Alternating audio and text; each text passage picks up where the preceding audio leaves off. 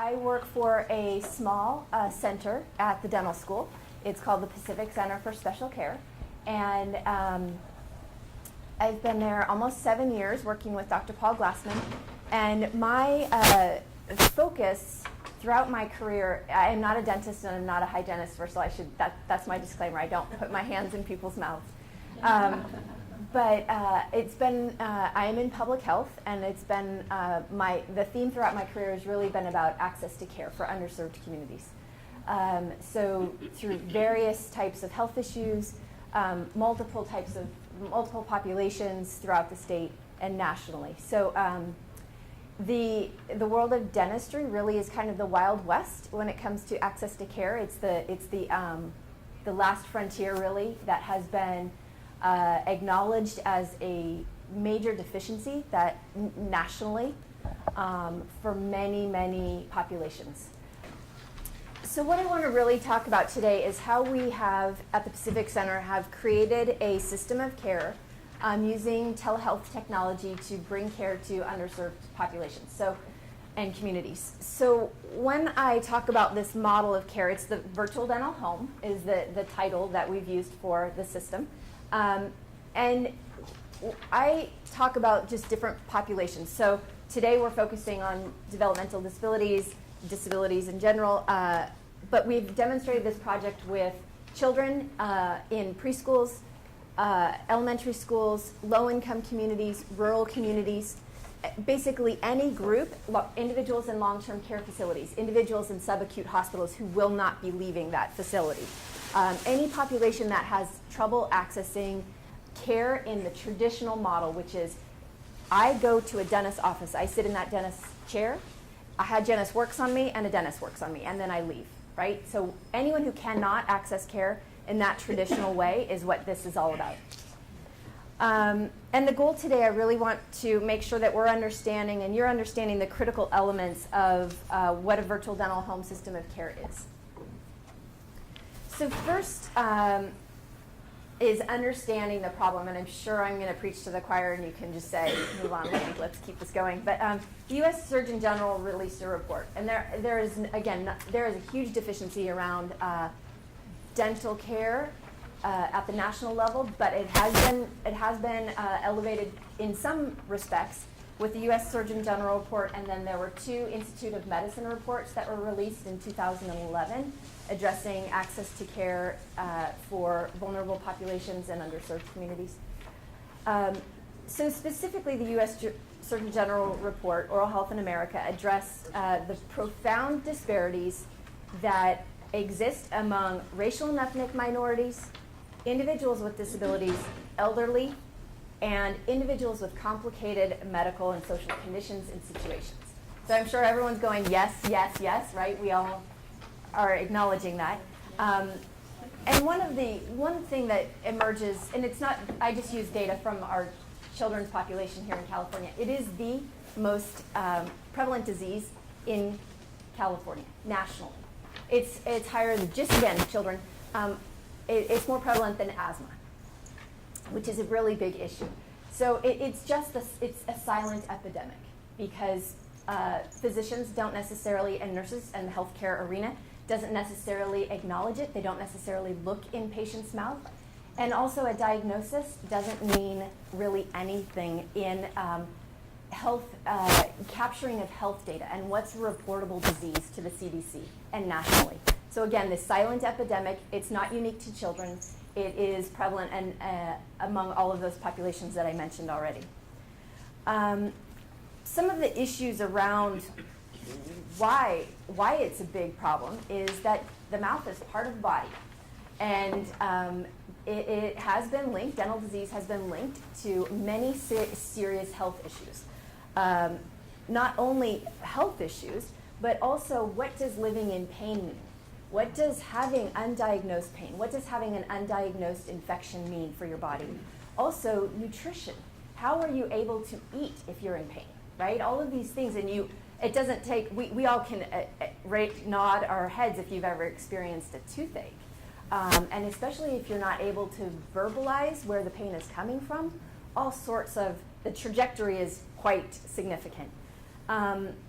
just again with children, this is very quick data that I grabbed, which is the absenteeism from school, not just for children, but also parents. Because if they're trying to do something to help their child, or they have to stay home from work, it has significant issues for academic performance, to learn, right? All sorts of issues.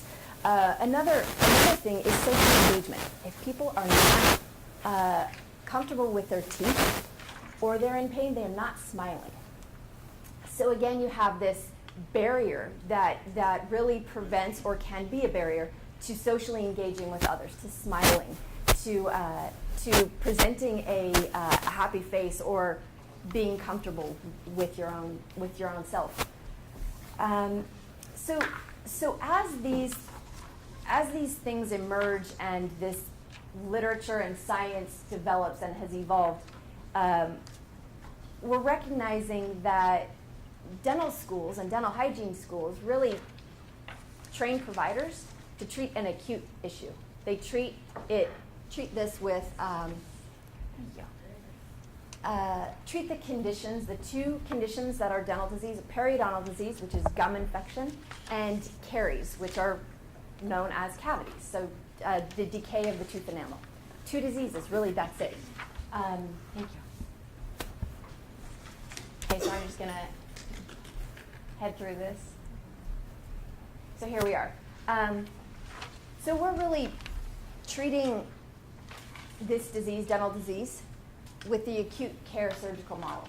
But really, it's a chronic disease. They don't necessarily go away. If the bacteria load in your mouth is in place, until you can get that bacteria load resolved and down to a normal level, you will continue to have dental disease in a recurring pattern. And I don't know if anyone has had significant dental disease as a child. I know I did. It didn't matter basically what I did until I had changed practices, which I didn't do because I didn't listen to the dentist. I just continued to have this chronic disease, and every time I went to the dentist, I had fillings, which is why I'm afraid of the dentist now, ironically enough. But really, the chronic disease management approach is a new toolkit that we're asking and teaching our dental hygienists and dentists to address, which is, no one would go to a primary care doctor, have a diagnosis of diabetes, expect that one visit to resolve your diabetes. It would never happen, right? And in fact, it would be substandard care, right? If you had someone who had a fall and they went into the hospital and had a hip replacement, and they went home without a walker or without supportive care to learn how to get in and out of the car safely, stand safely, move safely, it would be substandard care, right? And yet, we continue to treat dental disease this way with this surgical, yes? So is this something that is, this treatment protocol is used, say for the acute care or the one-time visit to a dental, is this for everybody, or is this just for people? That's for everybody, right? Yeah, well, it really depends on the dentist and the dental hygienist that you're working with. So the question was, how is this acute surgical care model used for everyone? For the most part, it is. But the dentist and the dental hygienist try to do this. They try to teach you about individuals about flossing and prevention and changing diet. But the reality is the dental office, when you're getting this care, the best place to learn about that, right? Mm-hmm. I know for me it was always like, I want out of this chair so badly, I couldn't wait to get out, and I wasn't prepared to learn, and nor really were my parents kind of taught. I'm just using myself as an example. But it really goes back to, how do people learn? How do people change their health behaviors? And is the dental chair the best place to do that? Is the dentist the best person to do that? Okay. Now, I don't want to interrupt you're doing pretty good. So I just want to know, and so you can tell me to shut up too. No. But we have two issues, right? Yes. One is that you have dental access, dental Yes. care access. Yes. And then the second thing is you don't have dental care access. Right. So you're going to talk about that. I am going to talk about that, because not only do I want this to be, the idea of the chronic disease management to be the overarching theme of what we're going into this next part of the discussion with, but I hope to bring some tools for you all to consider as solutions for access to care issues. So we've got the chronic disease management approach that we want to work to address our dental health issues this way. You need them both, there's no doubt, but we don't want to be only addressing dental disease through the acute surgical intervention approach. So again, I don't necessarily need to go through all of this, but I just want to acknowledge what the challenges to access are. And there are even more than this, but insurance, access, right? Access to providers. The providers have to be able to take your insurance, be willing to take your insurance. They have to be able to have the skills and resources to care for individuals who might be medically complex or have other challenges.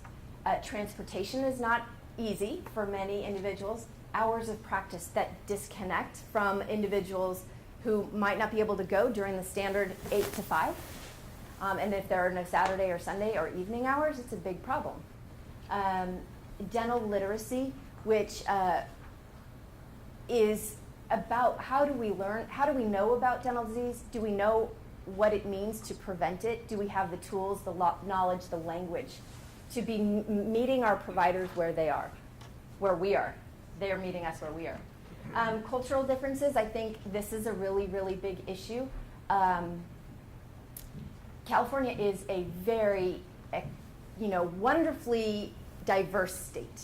And with that comes lots of artifacts that we bring from our various cultural experiences. So if we have recent immigrants who don't drink tap water in their home country, they're not going to drink tap water here, right? For the most part. It takes a different knowledge base and someone to talk about the water here is safe, the water here is fluoridated, it adds a level of prevention of dental disease. That conversation is actually not happening in most places. So we are very fortunate to have water fluoridation in the Bay Area and many, many of our communities. But we're still not talking about it with the less engaged or those who are newer to the United States or to this community. So cultural artifacts and dental fear that cannot be minimized. I think what the research has indicated and literature shown is that parents who have negative experiences with the dental office or dentists create a bias with their children. It's not all the time, or care providers, other individuals. It is a real fact that people avoid going to the dentist because of negative experiences. And they wait until it's acute, and then we've got a big problem, right? So some of the possible solutions we're going to move into and is, are we going to keep doing this the same? It is so depressing, and it is so demoralizing to have the same dental disease from tooth 20 to tooth 19, right? You might surgically fill this, and then you're back in the next tooth. We don't want to keep doing that, and that's why I'm here today. So in the Institute of Medicine reports that are shown here were really several ideas that have been adopted with the Pacific Center for Special Care in this virtual dental home model that I'm going to talk about, which is using new technology and really having a patient-centered focus, so community-based care. Go to where people are, be where they are, learn about their norms, or be from their culture already so that we don't have this divide. And then really looking at the right workforce to be addressing this. Who are the right people to be using this new technology in community-based ways? So I'm going to present what we've done with the virtual dental home. As I said, it's an innovative system of care. We're using the 3 principles that were addressed in the Institute of Medicine report: new technology, community-based care, and appropriate and well-trained workforce. So we've practiced this in California in lots of different places, as I mentioned. So all the way from San Diego in elementary schools and preschools up to the Oregon border. it was really important for us to test this and demonstrate this. It's not really testing, it's more just demonstrating, because nothing was new particularly, just the combination was new. So from Eureka, with group homes, long-term care facilities, a very rural population in Humboldt County. And then Sacramento, we've got elementary schools, Santa Clara, Santa Cruz, San Francisco, all different parts of Fresno, Visalia.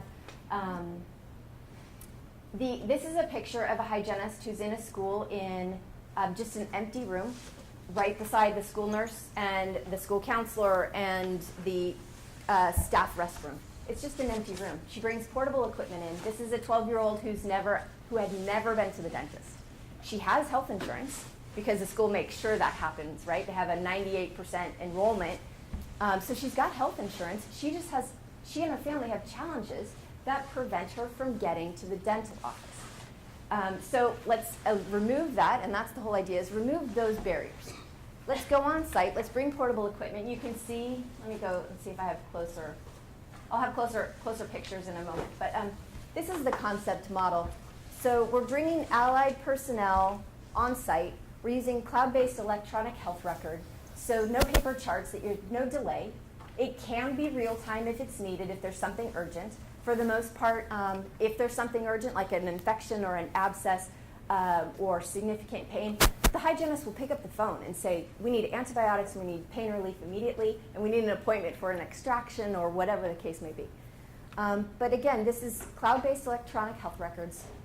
New technology, not that new, right, just the combination. We have a dentist who's off-site, so at her or his clinic. We've got lots of different types of providers. We've got private dentists, we've got men, women, we've got clinics, private, we've got a hospital dentist at Pacific who does hospital dentistry and runs the special care clinic there, Dr. Paul Subar. And so what happens is the dentist actually evaluates all the records that are collected. So from an intraoral camera, very, very close up photos of the tooth, portable x-ray unit, charting. All of the charting that would normally happen in a dental office happens in this dental office, per se. And the dentist actually is able to review those, make a diagnosis, and develop a treatment plan. Yes, I did. That happened to me. And you see me happen. You're right. Right. I agree with you. So we've got, just looping back again to the acute and the chronic. And I really want to focus down here on this last bullet point, which is emphasis on risk assessment, prevention, early intervention, using biological, medical, behavioral, and social tools. And this is the, again, the principles of minimally invasive dentistry. How do we, patient-centered care, how do we figure out what is happening in this mouth? What is the bacteria load? Where is this coming from? Why are acids, that rate of acids in the mouth that are causing dental decay so high? So the hygienist will be looking at diet, behavior. So are they brushing? Are they using fluoride toothpaste? Are they rinsing with water? Are they drinking Coke? Is there Coke in or soda, right? Or fruit juices even. All of these things. So the risk assessment, a really intensive risk assessment. And the idea is, once you have the information about why you're at risk, then you're able to customize messages and help create a plan to reduce that risk level, right? So if you need to cut down on soda intake, or after soda, you need to rinse with water, so you get the acids off and sugars off your teeth. And then again, using, what are these new tools, right? What are the new tools that we have available? So fluoride varnish, fluoride toothpaste, MI paste, which is a very high concentration of fluoride that can be used and is really important tool to reintegrate enamel back to the tooth structure. And then also, so the behavioral would be about how do we work with caregivers, how do we help caregivers and our patients have the right equipment. So if they need a build-up for a toothbrush, right? If a regular toothbrush is too narrow to hold, how do you build it up? How do you have the right tools so that person can prevent future dental disease? And then really the social tools are about what's going on around that person. What are the norms? Again, drinking tap water if it's fluoridated, rinsing. What the other social tools would be, how is this, let's say it's a group home, how is everyone brushing after meals? Could that be integrated as part of the norm in that situation? Just like in our Head Start preschools, after every meal, 3-year-olds brush their teeth. Why don't we keep doing that, right? It makes so much sense. Why do we stop? Or why are certain, elementary school, why isn't that part of the norm? Because it is a huge it is a huge benefit to someone's oral health. But again, these social things that happen in the environment around us. So what happens at a practice site, and I kind of mentioned this already, is the dental hygienist is providing these clinical services. So either they're students, residents, or patients.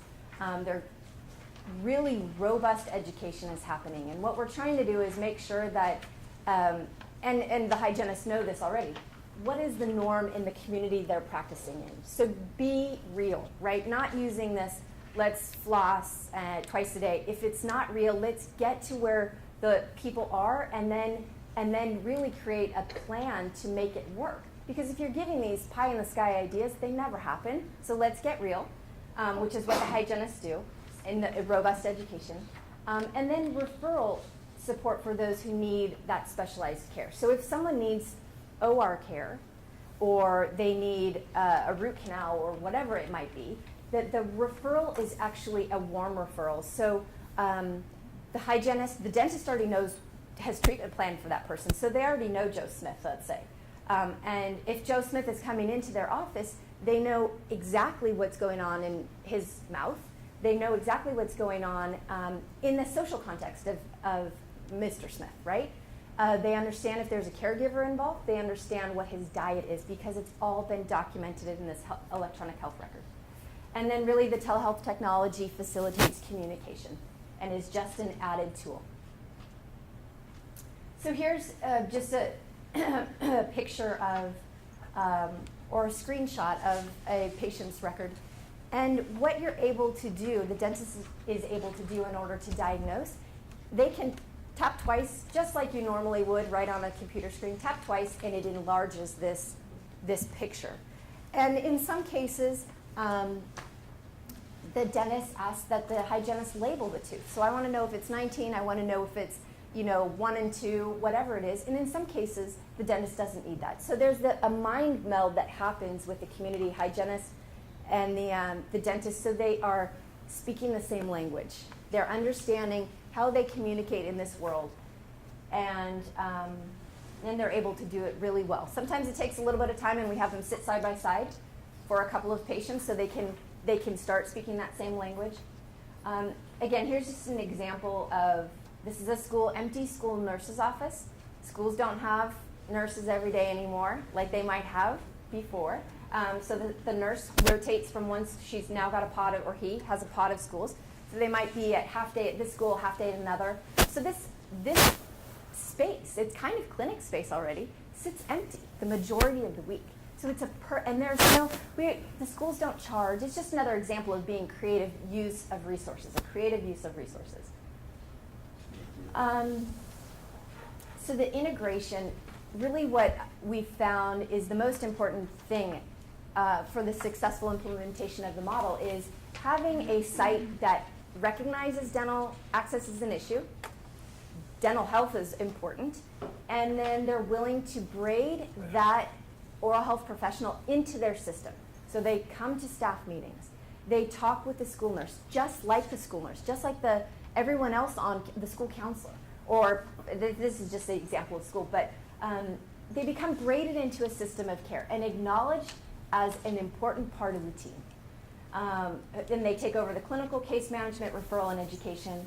The site healthcare provider support, so they're all, again, working on the same goal, which is changing the risk level of the patients or the individuals, robust education, and successful referrals, and that's a really challenging part. I won't deny that. But other people, again, who are involved, so it might be a counselor, it might be a case manager, it might be a social worker. There's lots of different, and we've done this all. We need standard consent forms because there is the provision of health care. So it's not a walk in, look in someone's mouth, and with a flashlight and a tongue blade, hand a piece of paper. It's clinical care on site. So there's definitely consent. And it's really important to have a champion to say, we are not negotiating about these changes. This is important to us. We as an organization or a group of people are prepared to take this on, and we're prepared to figure out solutions, and we will not give up. We've had lots of opportunities to share what we've learned in the past 6 years, both locally and regionally, nationally. So it's really important that we're publishing this information, and some of our information would be on our website if you're interested. It's really simple. It's virtualdentalhome.org. We've got a lot of publications, so if you're interested in reading more, feel free to head there. Yes? The earlier reports that you had mentioned, are they available on your website? I don't know if they're on our website. If they aren't, you can just Google Institute of Medicine, dental health or oral health, and they would come up. You might need a login, but it's free. And then you can either buy the book or you can just download it for free, a PDF. So what happens with the clinical visits is, and if I need to hurry up, let me know. Okay. You're good. Okay. So the recall schedule is based on risk level of each patient. So if, let's say we have a clinician in Santa Clara who is going to group homes with San Andreas Regional Center, and say she had six individuals that were her patients there, and 2 were very, very high risk and 4 weren't. She had them on different recall schedules. So she would go back every 2 months to the individuals with the highest risk and work to get that risk level down. And the other 4 patients she would see at a normal recall basis. And she would communicate, she and the dentist would negotiate what would be the appropriate recall schedule. And then at that time, at each visit, the dentist decides again, does the disease require a visit to the dentist? Or can the hygienist and the dentist remotely continue this providing care in this mechanism? So again, it's a really smart use of resources. You're not bringing someone to a dental office who does not need the surgical treatment from a dentist. Everything else happens on site. Some of the principles and this is more just the underpinning of where this is coming from, and it's kind of addressed in the new technology approach. Incomplete caries removal. So caries are basically cavities. And probably all of our previous experiences with dentists, if there was decay, all of the decay would be drilled out entirely. And in fact, they would take some healthy tooth structure out as well in order to make sure that the filling was able to bond appropriately and for a long time to that tooth structure. What's happened with minimally invasive dentistry is incomplete caries removal is considered safe. There's a lot of global research and data to support this. It is safe, it's effective, and there is especially for individuals with dental fear of the drill, the sound, the smells, the dental office being really scary, a needle for pain management. I mean, you just think of the 3 things that make my heart rate increase. It's all of those. And I can imagine, and we know this, that regional center clients have oftentimes the same experiences. So this approach of minimally invasive dentistry and incomplete caries removal is a really successful approach to treating dental disease. It works. But again, it's a fundamental shift among a lot of dentists that minimally invasive dentistry is acceptable, it's safe, and it's oftentimes preferred. So just to be clear, so caries removal Yeah. means, a cavity is tooth decay. Is that? A cavity is a hole in the tooth, so there could be decay.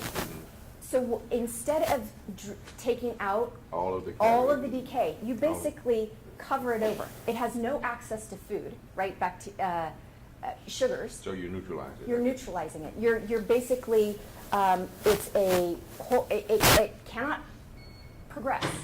You put it into a total holding pattern, just like a normal filling. Although, if I say just like a normal filling, there's still decay there. It just has no access to food and will not progress. So this approach is brand new? It's not brand new. So it's been known for a long time? It's been known for a long time, and it's been used globally. I think the uptake of it at among many of our, like any innovation, things take about 10 years for technology or innovation to become a standard practice among the rest of the world, right? Not just those early adopters. And that's what this is experiencing. Yes. Thank you. I'm a dentist, so for that technique, I want to clarify that after you remove some of this, and the material that you put in is a material that helps the tooth to actually remineralize and build itself. So some of those caries, some of the cavities that you don't remove, that actually becomes healthy later on. So that's the part that comes after. So you don't remove all of it, and then you put special materials that will help the tooth to recover itself. And the material is also fluoride releasing. So you have this kind of trifecta of happiness happening in your tooth. Yes. My question is, how receptive are dentists who have been practicing for a long time? Yeah. My father-in-law was a dentist. Yeah. I wouldn't see him. Being comfortable with us? No. Well, he's not alive now, but he was real. He's old school. Yeah. He's very old school. He would be in his 80s now if he were alive. But I know a lot of dentists, so how? Yeah. Well, so the question was, I just want to make sure everyone heard, is how are kind of just regular practicing dentists taking this up? That's a great question. I think at different levels, right? So there are dentists, generally, people in whatever field you're in, who read literature and read research and are part of their industries, organizations, or associations. And so they're on the cut, they're learning all the time, or they're just motivated learners. So I would imagine their uptake is very fast. They're watching, they would probably try it, test it out, watch it in maybe a patient, see how it goes. If it's staying, they might try it again.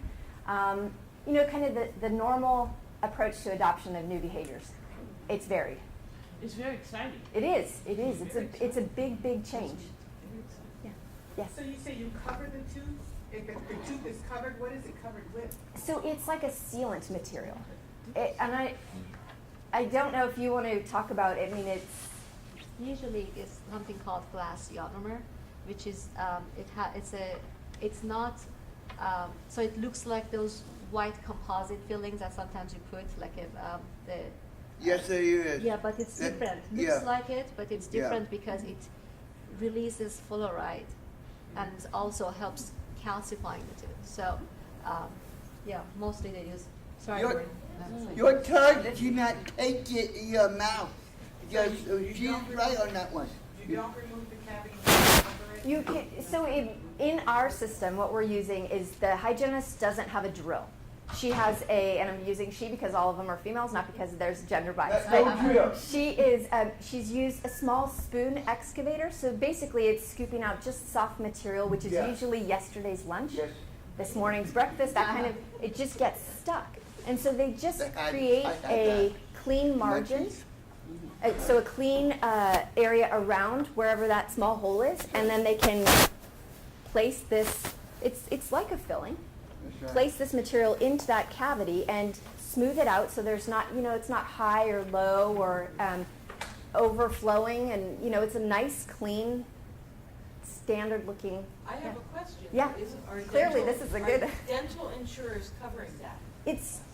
Yeah, and Yes. it's called different things. It's called either a sedative filling, a restorative. I'm not sure of the other. I'm just wondering if Dentacal is covering it as a basic. Yes, I because do. Yeah. That's adoption of anything Yeah. is when your insurance. Sure, sure. Yeah. I, How does it stay in? Does it, It's- do they it's expose sealed. it to light to harden? Yeah, so they use a curing light. That's a good question. So curing light, which makes it hard, and they hold it in for a certain amount of time to basically, make sure it sticks well. And then we do repeat visits no, I'm not. at 1 week, 2 weeks, 6 weeks. And we can get into the technical things after because I don't want to. Okay. Yeah. Okay. So you said there's some type of material in this that helps develop a healthy tooth later on. Is that the fluoride? It recalcifies. I don't know. Yes, so glass ionomer, which is the name of the material, releases fluoride, but also helps the tooth to get calcified, so get more calcium. Okay, and so my next question is, how much fluoride is healthy for a person to swallow? Because I know in certain cases with certain toothpaste, you're not allowed to swallow because Yeah. Yeah, I think for glass ionomer, it releases it to the tooth, so it doesn't go to your body. It's not Systematically, it's different if you're having, like, let's say, if you're drinking water and it has too much fluoride, which our water doesn't, then it is more of a problem. But if you're applying fluoride, like on your teeth or in the filling, it's not as much of a concern because it's locally and it's concentrated on the tooth. Glass ionomer. And there's information about glass ionomers on our website as well. Lots of different issues or the literature around it is also there in our publications area. So a traumatic restorative technique, and I won't get into this very much, but it's basically what we're doing, which is minimally invasive dentistry in the community setting. The American Academy of Pediatric Dentists released this policy in 2009. It was adopted in 2001 on interim therapeutic restorations as a acceptable, recommended treatment for pediatric clients. And basically, if it's a technique that is used generally now in among all populations. So we've surveyed our patients, and also what we found is satisfaction is very high. And I'm just using parents as an example because they were the highest response rate because they signed children in and out of school. So what we found was that there was 100% satisfaction with the administrators on site. So they felt their children were missing school less often and fewer days and less amount of time. So it was very convenient. And generally, and this is among all of our sites, there was an increased dental literacy reported among all the staff, caregivers, providers, whether it's principals, teachers, social workers. Generally, among all of the individuals who had a practice site at their community setting, had a increased knowledge of oral health, increased knowledge of prevention practices for themselves and for their own families, which is a really big deal because we know a lot of our caregivers or a lot of individuals don't have dental insurance. So if you're able to practice prevention and personal hygiene practices that prevent disease, it's a really important tool. So the providers' experiences were also very interesting. When we first started this about 7 years ago, the knee-jerk reaction from many people was, I don't know what it is, but I don't like it. And now what we're finding, and I had one dentist who said to me probably about 3 years ago, oh, I could see this working in 20 years. And I was like, wow. You know, especially the new generation of dentists and dental hygienists coming out of school, they were raised with email and smartphones. This is not a big deal to them. This is not some huge leap. What we're finding, again, is the early adopters that are among current clinicians and those who are involved in their industry or dental association, dental hygiene association, this is a normal, natural part of their toolkit now. Here we've got a little preschooler who is not scared. And this is, again, the desensitizing that happens, I know, for the San Andreas Regional Center clients and Golden Gate Regional Center clients, that they are, the hygienists are, and Regional Center of the East Bay, yeah. The hygienist is able to go out and care for the patient in a comfortable and familiar setting, with their caregiver there. They're not in some place that's different and unfamiliar and scary with sounds and smells and transportation challenges. And I think the desensitizing is a really big component to the uptake of these prevention practices and individual. Yes, I got it. I'm sorry, you may have said this, I apologize for being late. Are dentists advertising, I mean, is there a list of dentists who use this procedure that if you want to, You mean interim therapeutic restorations? yes.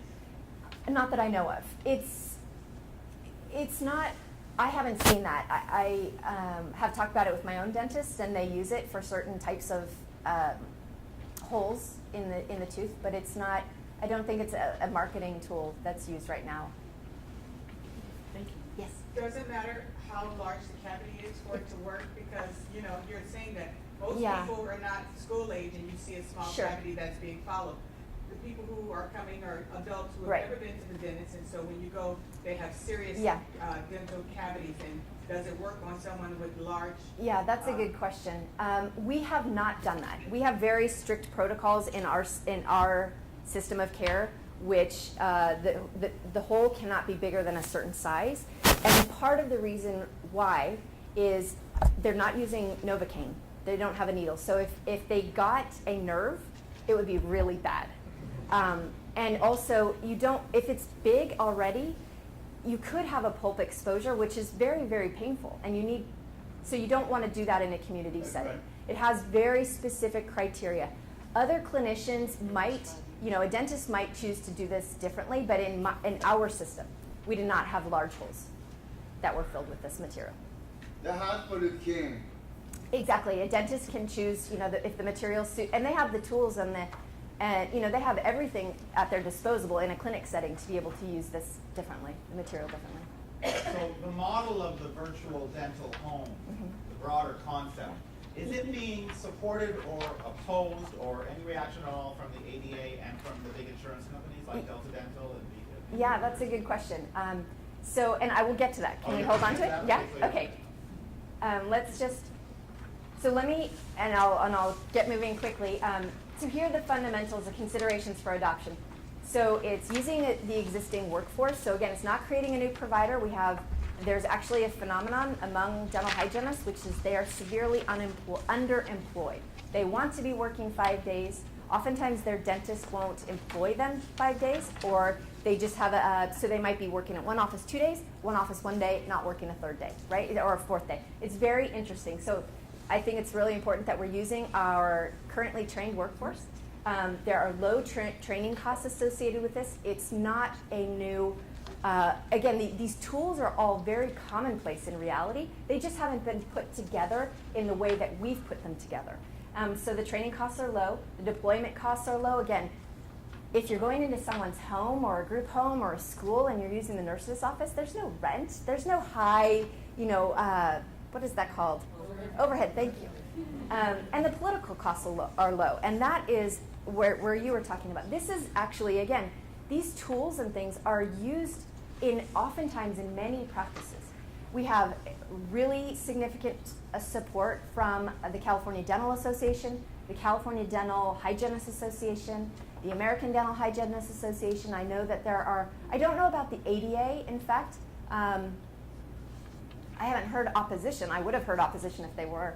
But California is the first state to actually have approved this. Governor Brown signed basic aspects of the virtual dental home into law in September of last year.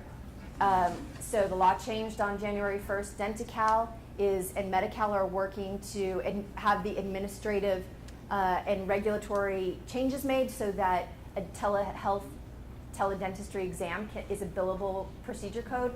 So it has parity with an in-person exam. So there are aspects of this that are ready to be used.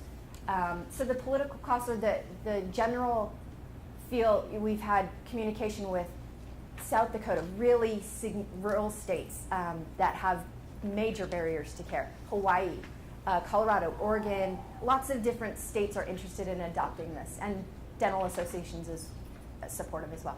Yeah. I have a question. If the client patient has no dental insurance, Yeah. or it's not, billable yet, is the regional center supposed to be responsible for picking up the cost? I don't know that. Okay. Yeah. Does So anybody in this room know that? we can wait and talk with Lisa. I'll talk a little bit about Okay. that when you're Okay. done. So let me just wrap this up. Okay. Quick question, Yes. RDHAP. I don't know. Oh, right. I'm sorry. I was using my acronym, which is like rule number 1. RDHAP stands for Registered Dental Hygienist in Alternative Practice. And that is a license unique to California, which hygienists can go and have this obtain this additional license. And it was specifically designed for vulnerable populations, so medically complex, basically regional center clients. And So they're they able have to go through additional training. They to do. get that. Yeah, they do. Thank Could you. you please repeat what you said? I couldn't Yeah, get it. so the registered dental hygienist in alternative practice. And, sorry? How many people have this designation? There are about 600 in California right now. Yeah, it's kind of California's best kept secret. So, there are many that have been practicing for a long time. So the license has been in place for, gosh, is it 10 years? About 10 years.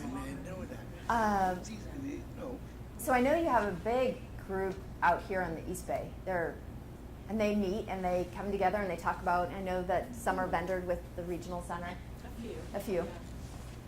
So the next steps, the regulations and practice options, that's what I talked about with, it was AB 1174. So that will be coming out in a Medi-Cal bulletin shortly about what this means for dentists. I think the policies around this really, community sites, figuring out how to work with this kind of dental team on site. We've had amazing opportunities and successes with, all of the regional centers that we've worked with. Very, very open. School districts, long-term care facilities. People are open to this. Their clients are suffering, and this is a solution. The scope of practice change, which is the duty that I talked about, the placement of that interim restoration, and really providers valuing dental health. It's the idea of, again, about the chronic disease and how do you go from a acute model to a chronic disease model. And so valuing all of those things that wrap around us, the environments that we live and work and play in. And that's it. So you have my contact information. I actually didn't put our website on there accidentally, but again, it's www.virtualdentalhome.org. There's a lot of different information, publications, research. We've seen, how many procedures we've done, all sorts of details that would bore you now. So thank you. Can you repeat your website? www.virtualdentalhome.org. Yes. Very quickly, Yes. is this program available to Head Start or not yet? Well, we have practiced in Head Start in San Diego. Probably 20 Head Starts. We're on the peninsula with about 20 Head Starts. We were in San Francisco. We were entirely grant funded. So the challenge with grant funding, I'm sure if anyone has lived in that world, is sometimes you have funders who say, I want this population in this location, and that's it, right? So we put together 7 years of funding, treating all different types of populations. So we're not in some of those Head Starts anymore, but some of the clinicians still do this work, just not under our, yeah.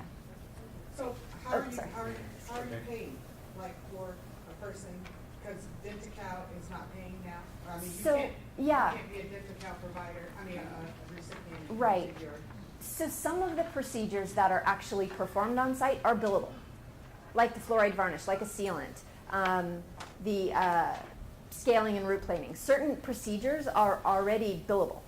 So what our grant funding has done is we pay for, let's say it's a hygienist that works in the regional center, we pay for the data, all of the administration that goes into being a research project. But the hygienist can still bill for those procedures. But cleaning is the most important thing to start. So you can't, we have to out of the pocket pay for cleaning? If it's not, it depends on where the resident lives. So certain locations were, when adult dental benefits came back, certain residents of certain facilities or types of facilities are now eligible for the cleanings again, and some are not. And I don't actually know the answer to that. I'm sorry. We'll hand it over to Lisa. Go Yeah. through a little bit about Oh, here. dental, kind of more than the administrative stuff, and then we'll take questions so we can mutually. I talk loud, so I don't know if people can hear me. Anyway, I just wanted to talk about where we're at with dental coverage and services, because as I think most of the audience remembers, we had dental services eliminated from Denti-Cal back in, I guess that was 2008, 2009 with that horrible, it was 2009 with the horrible budget year. So Denti-Cal for adults was eliminated, and Regional Center was actually funding much of the dental service that was being provided for individuals who were Regional Center clients and over the age of 21. And then there was this other thing that happened, which still sort of is going on, where there was a complicated system arranged for Delta Dental to administrate claims for people who were Medi-Cal recipients and Regional Center clients. And Denti-Cal managed the claims and sent the claims to DDS, who sent them to the Regional Center, who made sure they were Regional Center clients, and then they paid it, and it sort of went through our waiver. Very complicated. I don't actually understand all the intricacies of that, but that brought back dental services a little more seamlessly for Regional Center consumers. Then last year, much of adult dental services through Denti-Cal were restored. And when I say much of, many things were not restored, but most of the things that weren't restored, Denti-Cal won't pay for most people anyway. Which was actually kind of an eye-opener when the Regional Center was paying for this like 2-year period. We didn't get any funding to review or do anything around claims, so it was really complicated. But dentists were asking us to pay for root canals and crowns, something that Denti-Cal in most cases would never have paid for. But we actually did cover some of those things during that period of time because they made sense for individuals. So that's just kind of a view. And now we have some complicated problems with, and this is all for adults. I don't think the problems are as big with kids, but with adults we now have complicated problems when people have Medicare through a HMO, Senior Advantage. They provide some dental benefits to them. So a lot of dentists don't like to take both Denti-Cal and those benefits. So I guess we're working on it. It's not a perfect system. Registered dental hygienist in alternative practice can practice with people with developmental disabilities, people in skilled nursing facilities, subacutes, like long-term care facilities, ICS, and can bill Denti-Cal for cleanings and things that are within the dental hygienist scope of practice. Now, I think it's interesting because as we move, as we've I'm sure talked about, towards really having more individualized services, more supported living, those people can't get services in their own home. And so it would have to be more site-based anyway for those individuals because they're not in group homes, they're in their own homes. And that's the direction we're going with. The other thing that comes up a lot is dental anesthesia. And Denti-Cal really doesn't cover anesthesia except for a very few procedures in office. And for many regional center clients, getting dental work with an anesthesiologist in a dental office is not safe. Many people have co-occurring conditions, heart conditions, respiratory conditions, where you need to have that done in an operating room. For individuals with developmental disabilities of all ages, if you're with a regulated healthcare plan in California, that is required to be covered by your medical insurance, but you have to go with a dentist that will come in to an operating room and have privileges at a hospital. Actually, Kaiser actually, as a health insurer, has a good setup for that, and there are actually a number of dentists that work with Kaiser. For some of those individuals, there's an operating room fee that's on top of that. That is something that the regional center does consider funding. We also do sometimes consider funding some sedation in dental offices for younger children when that's appropriate. But funding of dental services is quite complicated, and for all ages. I mean, for children who have private dental insurance, it's one thing. For adults, it's something else. The other thing is that we are really, with our applied behavioral analysis providers, ABA providers, especially for a group of children who have a diagnosis on the autism spectrum, we are really looking and talking to those providers about making toothbrushing one of the self-care things that is worked on when the kids are really young. Because what I find is kids who have not had toothbrushing prioritized are less interested in doing that in the future and are less cooperative with dental visits. I mean, the standard for a dental visit is first tooth, first year. And that should be the standard for all of our individuals. So we're really working on that, especially with those.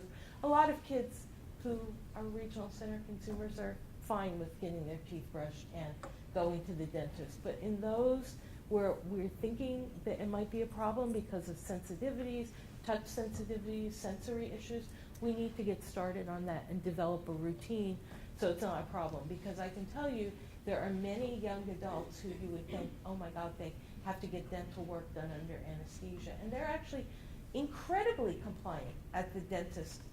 And so it's like, and that's because they've done that their whole lives. It's a routine sort of thing. So that's all I'm going to say, but we can mutually answer questions. But funding issues are very, very complicated. And I'll just address for individuals who are regional center clients who don't have papers, can't get access to Medi-Cal, we do look at funding for those individuals, whatever is needed. It gets very complicated with anesthesia, but in Alameda County, the county hospital will fund the dental anesthesia for those individuals. Contra Costa County, so you can be proud of Alameda County if you live here, does not cover hardly anything for people who are undocumented unless you're in the emergency room. For those persons who do require the anesthesia, and they get the once a year cleaning. Yeah. Once a year is just gonna be the once a year. I mean, they need something, continually. And chances are Medi-Cal, I don't know, doesn't pay. I'm finding out different information every day. Will regional center fund those type of services? So you're asking about, one, we would never consider someone going to the OR for anesthesia we actually go maybe once every 2 years. So, yeah, because anesthesia is a big risk. I mean, so, and it's unfortunate, but I actually do know of several people who've died within a 2-week period of anesthesia. And so we want to be cautious with that. Denti-Cal covers for adults 1 cleaning a year. There used to be a provision for an additional cleaning for individuals with developmental disabilities. That doesn't exist currently. But sometimes we do fund additional cleanings with RDHAPs. It depends on the individual need of a consumer, especially for people who have cerebral palsy, where it's really hard to access the mouth for just regular toothbrushing. We really do consider that. And we do sometimes send out one of our contractors who's a dental hygienist to take a look at a situation. So, anyway, other questions? I was just going to ask if you wanted to talk about the IEPs and or the IPPs and how they have the dental goals in them. how that's helped providers to be more accountable because they have to track it and, in terms of the follow-up, because if people are going into the, for, under anesthesia, the care has to happen at home as well for caregivers, so I think that was a really helpful thing for regional center or DES. I don't know exactly how it got into the IPP. We have dental goals in the IPP. And so people should be having toothbrushing as something that people focus on. I think for some individuals that's helpful.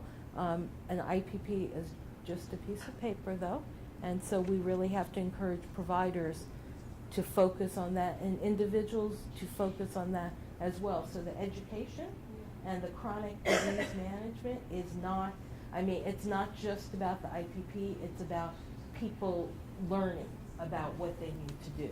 So I'm intending to actually get a dental hygienist to start doing a routine CTEC training for service providers to attend. So hopefully we'll get that in the next year. So